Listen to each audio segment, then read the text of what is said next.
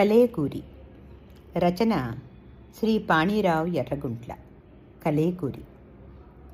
ధిక్కార కవిత్వ పూమాల, పెత్తనంపై పెనుమంటల జ్వాల, అణగారిన వర్గాల అరుపు, అసమానతల వీపుపై పెనుచరుపు, పల్లె నుంచి ప్రపంచానికెగసిన ప్రతిఘటన, డర్బన్లో వినిపించిన గర్జన.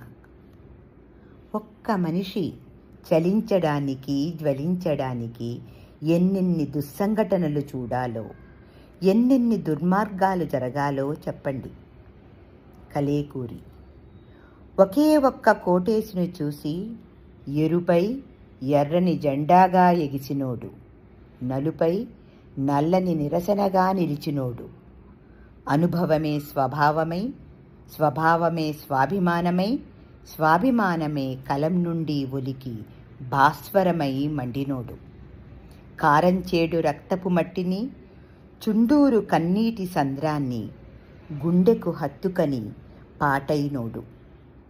జీవించడమే కాదు, ఖననం కూడా నగరం నడిబొడ్డున జరగాలని కాంక్షించినోడు, ధైర్యంగా ప్రకటించునోడు. కీర్తి కోసం కవితలు రాసి అచ్చేసుకున్నోడు కాదు. అతని అక్షరాలు రక్తమోడుతున్న పావురాలు.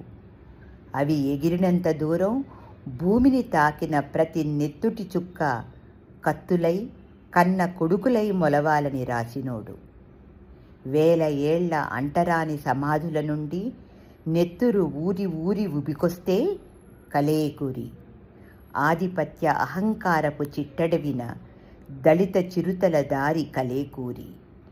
పిడికెడు ఆత్మగౌరవం కోసం వేవేల ఏళ్ళు దిక్కులు పిక్కటిల్లేలా పెనుగులాడిన కేక కలేకూరి. కలేకూరి.